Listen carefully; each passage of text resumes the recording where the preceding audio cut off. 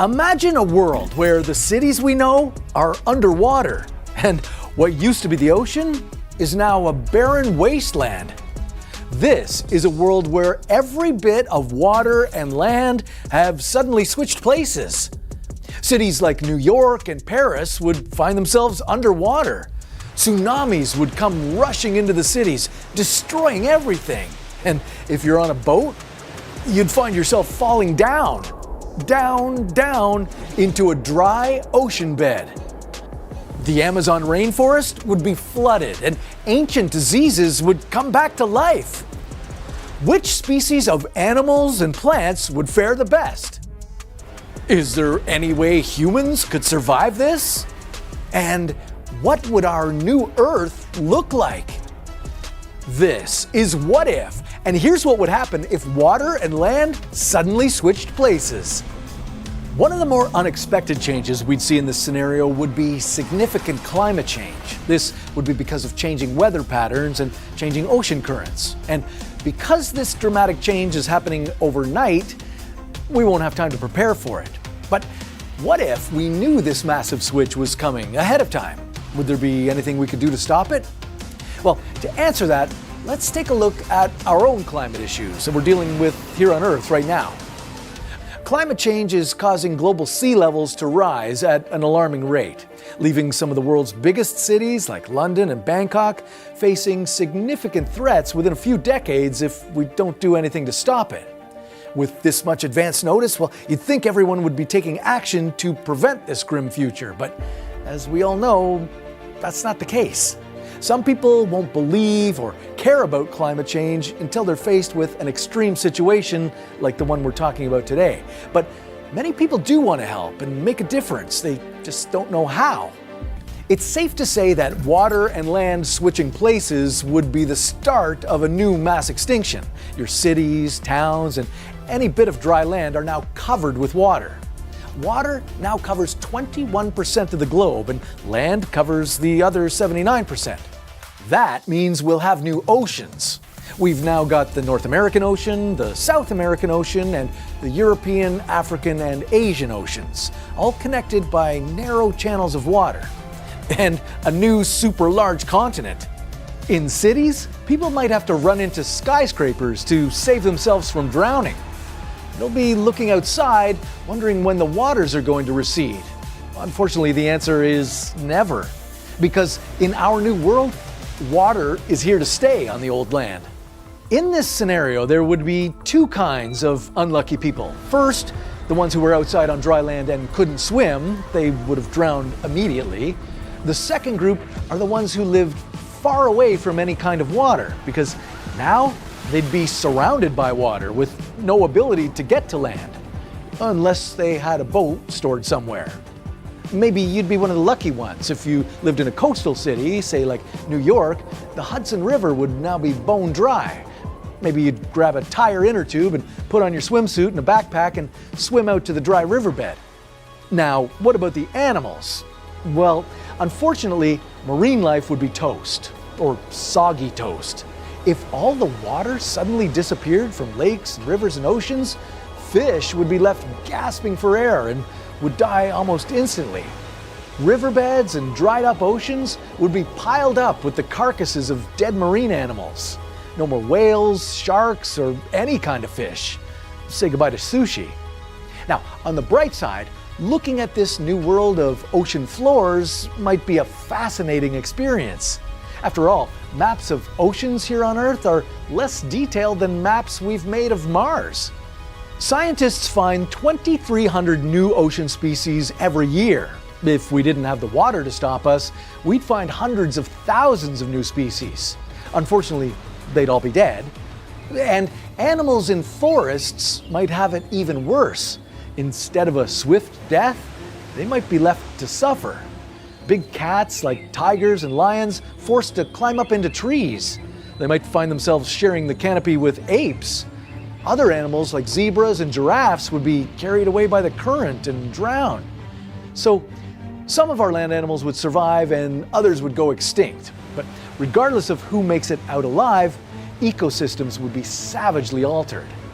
But there are two species that would do particularly well in this scenario.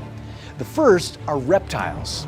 Crocodiles, turtles, alligators, they're used to living on both water and land. And as they generally hang out in water close to land, well, they won't have to crawl far to find a new habitat. It'll be right next door. The second group that'll do great is insects. 66 million years ago, when the Chicxulub impactor hit Earth and the planet was full of dead, decaying matter, insects had a feast. Count on a repeat of that scenario as insects jump on anything that's rotting. The bad news? Well, with swarms of mosquitoes, diseases like malaria are likely to break out among humans. Now, besides insects swarming everywhere, the other major problem in our new switched world? Well, there's no electricity. With power plants submerged in water, there'll be damage to electrical circuits that can't be repaired. Because the water's not going away, for the first time, you realize how dependent you are on energy. Heck, your 13th floor toilet won't flush anymore because water is pumped up to it using electricity. There's no television, and of course there's no internet. Many of the world's population would be gone from this catastrophe, but there is a lucky set of humans who survive this horror.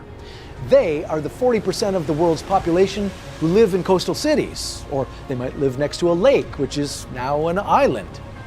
They've somehow lived through the initial tsunami. Their land is now water, but they can make their way to safety. On the California coast, they scramble onto the new shore of Pacifica, the old Pacific Ocean. From New York, they doggy paddle to Atlantica, the old Atlantic Ocean. To get the world back to normal, everything will have to be built from the ground up.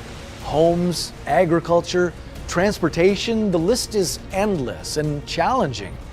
Building any kind of new home will be hard without materials like wood or cement.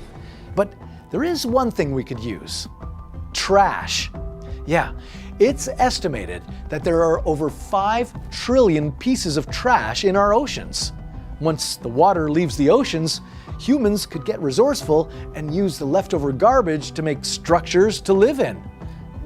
Kinda gross, yeah, I know, but at least it's been washed.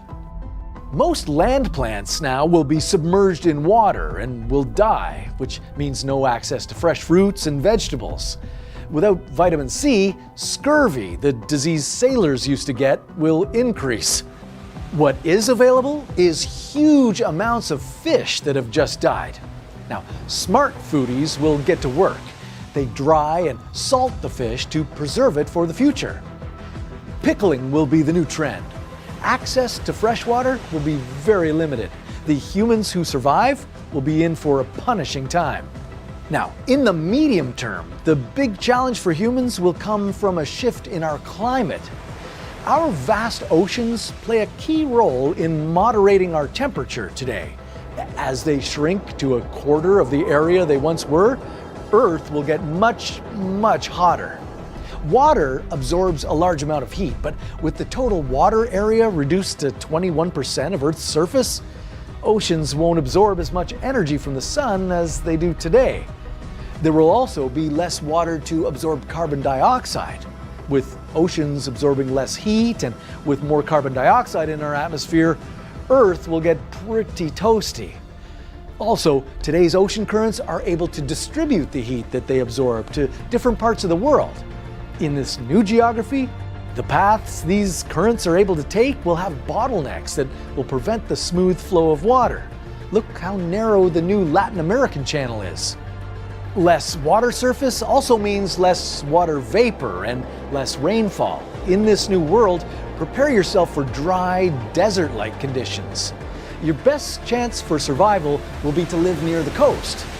Expensive coastal real estate, that's one thing that remains the same. Now, let's say an enterprising group of humans somehow survives this catastrophe. How will life evolve? Well, humans will become insect and reptile eaters, connoisseurs of pickled fish. But that'll be a tricky balance because with many of our previous weapons now lost underwater, hunting crocodiles won't be easy. And if humans wipe out the reptile population, that eliminates an important food source. Unfortunately, slower-moving turtles will probably be quickly hunted into extinction. Reptiles that can retreat further into the new oceans, far away from humans, will have a better chance at survival.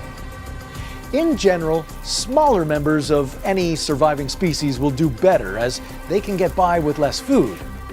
Over millions of years, they'll evolve, and as Earth's food sources get re-established, the species will become bigger again. Birds are also likely to survive, though with trees gone, nesting becomes a challenge. Maybe they'll build nests in the top floors of old skyscrapers.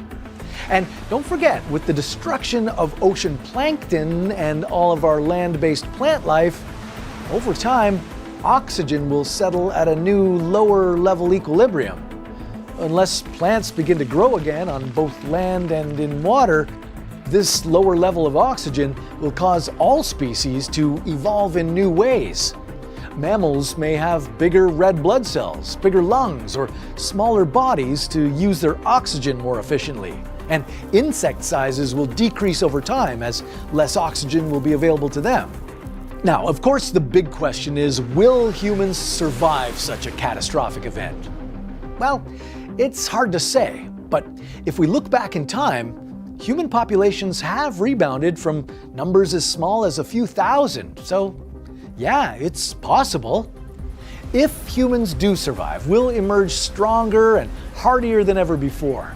We'll build a new civilization on what's now become a hot brown marble. Hey, who knows, maybe even one day we'll become an advanced level 7 civilization.